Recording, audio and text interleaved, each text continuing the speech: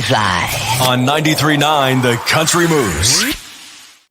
That's right. We're on 93.9 The Country Moose. Thank you so much for waking up and joining us here, Britt's Morning Brew Crew this morning. And I am excited because we have Mary again here with us. It is Domestic Abuse Awareness Month. And Mary, we talked last week a little bit about this. And I am excited because you have a kind of a little bit different way to kind of go into this week. But tell me a little bit about what you do, what crisis intervention service is, and kind of about Domestic Abuse Awareness Month.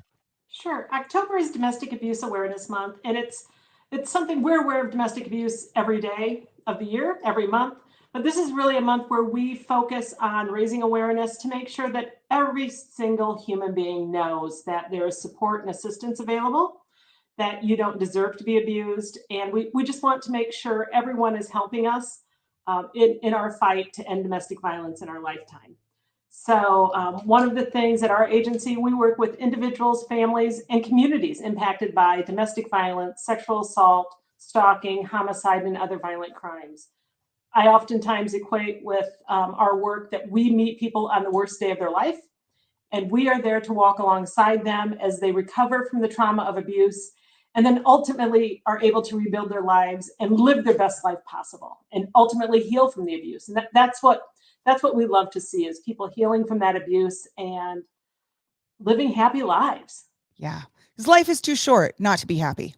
Absolutely. Yes. And you guys have a great website here. I'm just going to kind of tick through this just a little bit here. And where's the best spot that they can contact on here to be able to contact you guys?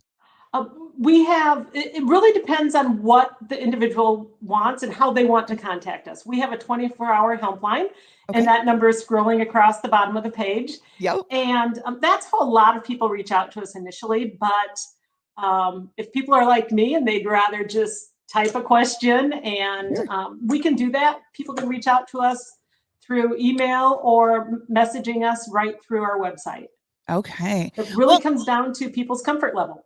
Awesome. Well, and with that, you do a lot of stuff with crisis interventions service. And I mean, like a lot. And you also go to a lot of different seminars and that type of stuff with it. Now, tell me a little bit about who you have as a special guest for us today.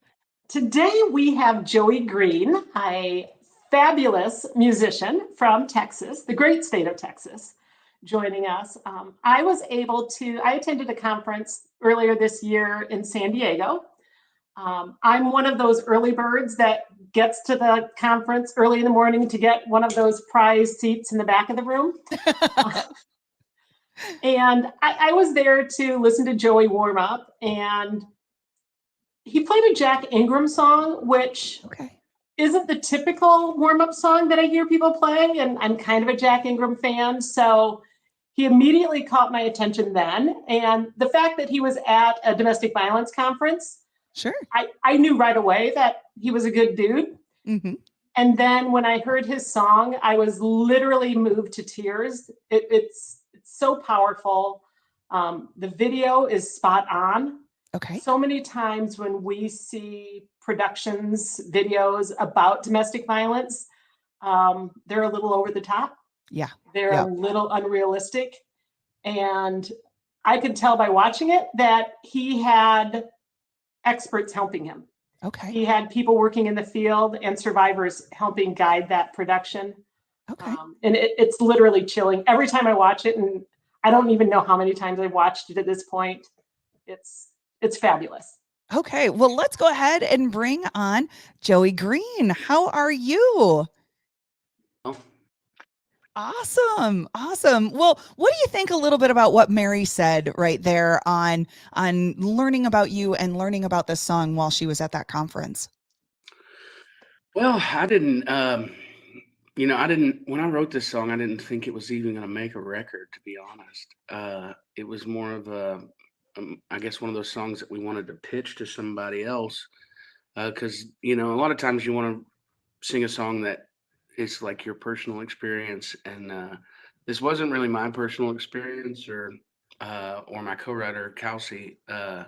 she just kind of told me that her parents got divorced when she was 6, and she kind of wanted to write about that. And then we just kept getting deeper and deeper and darker and more emotional, and just like decided to go full bore on let's make it the worst possible scenario, because I've seen the worst possible scenarios happen with friends and family and stuff like that. So, and then I was doing a show, and I've been kind of playing it out, just testing it out, and it started connecting with people. And then my manager just forced me to record it pretty much. So after I pushed back a little bit, because I like to rock and roll too. But Sure. and then we just got together with One Safe Place out of Fort Worth and consulted with them on the video. And it took us about 3 days, and we worked with Tarrant County constables and all kinds of stuff like that to get it all together. Okay. And the crazy thing on that video is the only actual actors are the 2 little kids. Everybody else is just like friends Yeah. and acquaintances and stuff like that. So it was a good thing. And playing out there in San Diego at that convention, man, it was awesome. It's beautiful out there, and meeting all those great people was really awesome. That is fantastic. We're playing the video here a little bit for you. Of course, we can't have sound. We will play the song for you here on the Country Moose, but just kind of going through this video just a little bit. Like you said, the little ones were the actors and stuff, but how was it to be an actor on your own video of something so so touching to so many people? Have you gotten a lot of response from this? Yeah, I think we're over like 2 million views on all platforms, and just yeah, it's really kind of hard to get on the Facebook thread of the video and just go through the comments, because it's like you got people sharing their life story on there and their childhood story, and it's like blah. Like I don't it's Yeah. tough to read sometimes. But yeah, I didn't know what to expect going into this, like making the video. And when we brainstormed kind of all the video and even the song itself, it was like I really wanted to focus on the people that you least expect sometimes, Yes. that have this going on in their home.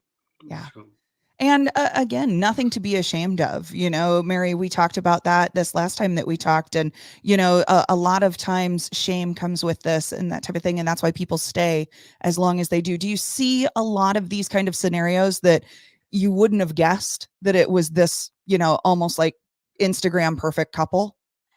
Absolutely. And I think that's part of our message that we really want to get out there. Number one, so many victims think no one will understand. No Mhm. one is going through the same thing. And we know that 1 in 4 women will be the victim of domestic violence in their lifetime. When we talk about that, those are incredibly scary numbers. When we think about that, these are our coworkers, our family members, our friends. Yeah. And what I love about this video is that a bystander, a neighbor, steps in Yes. and makes sure the kids are okay, Mhm. and helps people get to safety. Because I think you we can turn on a movie and see some pretty extreme outcomes when it comes to domestic violence, and we can see some pretty aggressive bystanders Mhm. responding to domestic violence. And what I love about this is we're not telling everyone out there you need to intervene and do all the things. Right. Connect people with law enforcement, connect people with victim services, connect them with local resources, and just be a good friend, be a good human. Mhm.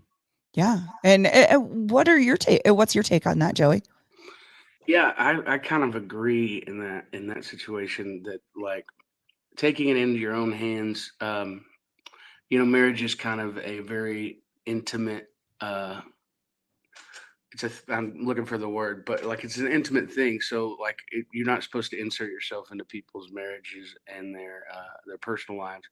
But when you see something, say something. Ultimately, and I guess the biggest deal is it's not for me. It's like it's not a lot of people that might commit domestic violence probably grew up in homes like that. Mhm. So I guess in some ways they've been victimized themselves. Mhm. So it's kind of hard to like, oh, well, you're not going to go victimize that person again. Right. I think everybody needs to learn that control and walking away from the situation is really important, and just let the people that know how to handle it, that have dealt with these situations over and over, like take control of that situation. Yeah.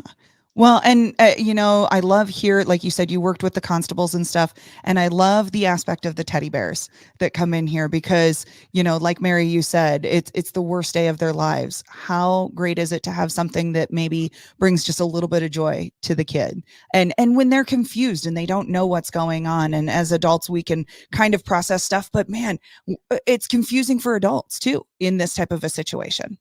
It really is. And what I like about this video is so oftentimes we hear adults say, well, our kids don't know this is happening. They're in another room. They're in this. And this video shows the child literally covering his ears.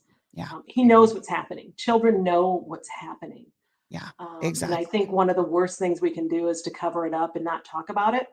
Yeah. Because I think that is what leads to that generational cycle of violence. And I firmly believe we have what it takes to stop violence in our lifetime. I just need everyone else in the world to get on board with me. That's just a tiny little thing I'm asking for today. Right. Well, and you exactly said it. You think the kids don't know, you think your neighbors don't know, but this house ain't big enough. The walls are thin, and people know. And maybe you have an inkling as a friend, and you're not sure. Reach out to Mary at Crisis Intervention Service. Call that number. Reach out to the email, the website, and maybe just talk it through and see, hey, is this a product of this? Or maybe if you've had an issue in the past, like, I know of emotional abuse, not so much physical abuse on my past relationships, but when you look at something like that, you almost wonder, gosh, is it me? Is it from my past trauma that I'm seeing this and reading into this? Well, Mary, you're the person to contact to see if that's, as they talk through it with you. Yeah. And the thing I tell people, if your gut tells you something's wrong, it probably is. Right. And there's no shame in reaching out and being a friend. Worst case scenario, you've totally misread a situation, but you've also told that friend, hey, I'm here for you if you need it. Exactly. Well, I can't thank you enough for coming on, Mary, raising awareness for this. Joey, thank you so much. Joey Green coming in live. I'm guessing you're in Nashville right now. Am I right? I'm in Cleburne, Texas at the moment. Oh, nice.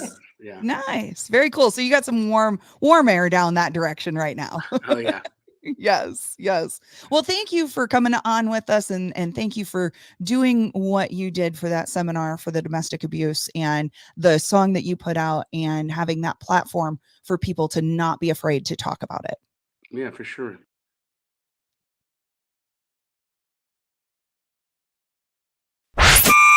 Wake up, y'all. You know where to find me in the morning with Britt's Morning Brew Crew. I can't believe this thing went viral. Yeah. That's what we do.